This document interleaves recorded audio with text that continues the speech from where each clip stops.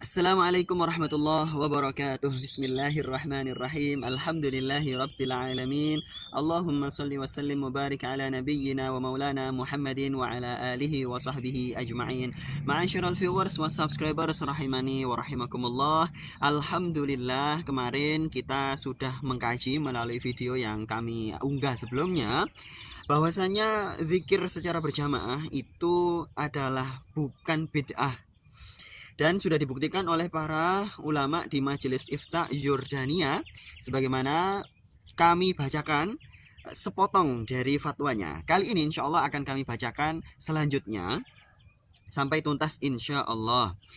Dan sebelumnya kami ingin mengingatkan kembali bahwasanya channel Quantum Fikih ini bukan channel untuk membentur-benturkan. Channel Quantum Fikih ini justru untuk membuka nalar kita bersama bahwa perbedaan di tubuh umat Islam itu ada, dan menjadi cara Allah Subhanahu wa Ta'ala untuk menguji kita apakah kita taat kepada perintah Allah untuk berusaha bersatu, untuk berusaha saling menghargai, untuk menghindarkan diri dari permusuhan. Sebab kalau tidak ada perbedaan, maka semua itu ujian-ujian itu tidak akan pernah ada. Dan kita tidak bisa membuktikan kepada Allah bahwa kita adalah hambanya yang taat. Sebagaimana Allah Subhanahu wa Ta'ala menciptakan adanya keburukan-keburukan di muka bumi ini adalah sebagai ujian bagi orang-orang yang beriman untuk bisa menunjukkan dirinya kepada Allah bahwa masing-masing itu beramal sesuai kemampuannya untuk taat kepada Allah Subhanahu wa Ta'ala. Nah, sebelum kami bacakan fatwa dari ulama Yordania, perlu kiranya kami bacakan dulu ada satu buku menarik, ya, nasihat salaf untuk salafi. Sebab apa? Ada komentar nanti kita tampilkan di sini yang sedikit rancu. Jadi ada pendukung, ya, atau simpatisan mungkin yang salah menyebut. Dia menyebut salafi sudah ada di masa Rasulullah. Nah, ini kan keliru ya. Kalau salaf di masa Rasulullah ada, ya Rasulullah itu sendiri dan para sahabat. Kalau salafi itu adalah setelah masa salaf, berarti setelah atba'ut tabi'in. Tidak masalah, semuanya berproses. Kita semuanya sebagai umat muslim berproses untuk semakin alim.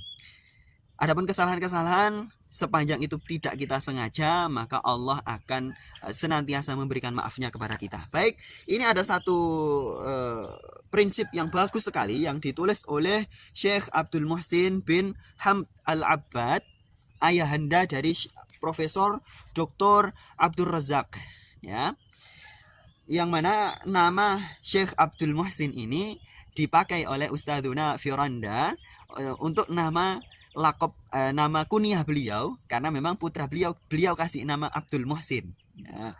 Ini satu makalah atau dua, ya, di halaman 189. Amirul Mukminin Umar ibn al-Khattab berkata, Amirul Mukminin Umar bin Al-Khattab, janganlah sekali-kali kalian menafsirkan perkataan saudara kalian sesama orang mukmin dengan prasangka, kecuali yang baik-baik saja selagi kamu masih mendapatkan penafsiran yang baik atas perkataanmu. Artinya senantiasa husnudzon kepada sesama muslim. Nah, ini kami tampilkan juga contoh netizen yang suudzon kepada channel Quantum Fikih ini, ya, suudzon. Tapi kami tetap berhusnudzon, mungkin inilah proses dari seorang netizen untuk menjadi alim, ya. Toh pada kenyataannya dulu pada masa Imam As-Suyuti yang ada masalah dengan Imam As-Subki atau yang lainnya, ya, sama dengan Syekh bin Bas itu juga pernah ada selisih paham dengan Syekh Al-Albani.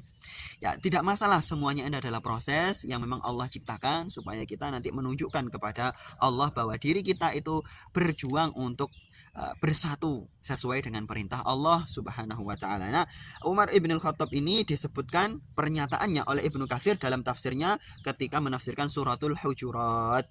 Artinya apa? Kalau channel manapun itu jangan kita prasangka buruki dulu, ya. Kalau channelnya ini adalah baik, kita tetap husnudzon, ya. Kemudian yang kedua, Abu Bakar bin Abdullah Al-Muzani, sebagaimana disebutkan dalam biografinya, ini ya, dalam kitab At-Tahdzib wa Tahdzib, ya. Beliau mengatakan, jauhilah olehmu perkataan yang apabila kamu benar, engkau tidak mendapatkan pahalanya. Jadi ngomong apa adanya belum tentu dapat pahala, gitu. Maka jauhi itu. Namun jika salah, padahal kalau itu benar terjadi, tidak dapat pahala, dan ternyata salah ngomongnya, kamu mendapatkan dosa. Itulah buruk sangka kepada saudaramu sesama muslim. Maka ayuhal ikhwah, na'am, kita harus sama-sama saling husnudzon kepada sesama muslim. Masyaallah viewers wa subscribers rahimani wa rahimakumullah. Kita lanjutkan. Di video sebelumnya kita sampai pada pernyataan tafsir Imam At-Tabari bahwa kalau kita sedang mendengarkan Al-Quran, maka suara kita itu harus sepelan mungkin dalam rangka zikir. Ya, itu sepelan mungkin, sebab kita fokus untuk mendengarkan Al-Quran maupun di dalam sholat. Ya, jadi konteks ayat itu, wadhkur rabbaka fi nafsika tadarru'an wa khifatan wa dunal jahri minal qawli bil wudu'i wal asli wala takum minal ghafilin, itu menurut Imam At-Tabari tafsirnya adalah itu perintah ketika di dalam sholat atau ketika mendengarkan Al-Quran, sehingga lisan kita ketika menyebut nama Allah ketika itu dalam dua kondisi tersebut itu harusnya dengan suara yang lirih. Nah, jadi kemudian kita lanjutkan. Jadi ayat tersebut bukan dalil wajibnya zikir itu hanya dengan lirih, begitu ya. Baik, wama yunqalu di sini, wama yunqalu an Ibnu Mas'udin radhiyallahu anhu, riwayat dari Ibnu Mas'ud minan nahyi, yaitu yang mana berupa larangan an raf'is sauti, dari meninggikan suara fi dzikri, dalam zikir, fala yasihhu anhu, ya, tidaklah sahih dari Ibnu Mas'ud, ya.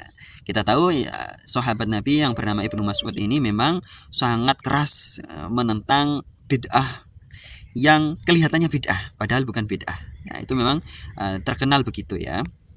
Di antaranya adalah kalau ada orang yang seingat kami, kalau ada orang yang terlalu sering sholat duha, maka beliau marahi, gitu, agar jangan sampai sholat duhanya itu dianggap oleh masyarakat sebagai sholat wajib.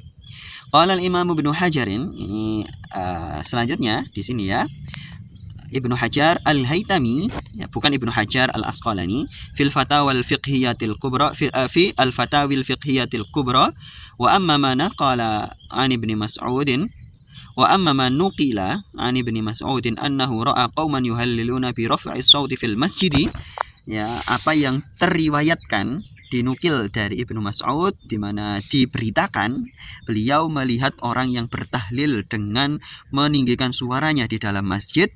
Di masjid mana? Ya, masjid yang kita tidak ketahui, kita tidak bisa pastikan, walaupun Ibnu Mas'ud adalah tinggal di Madinah atau di pinggiran kota Madinah.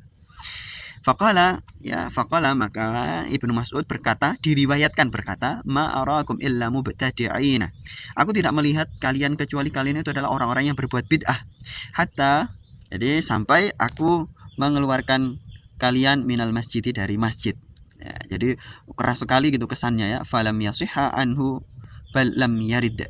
Nah, ini kata Ibnu Hajar Al-Haytami, riwayat bahwa Ibnu Mas'ud mengusir orang-orang yang bertahlil di masjid dengan suara tinggi itu adalah berita yang hoaks. Falam yasihha anhu bal lam yarid.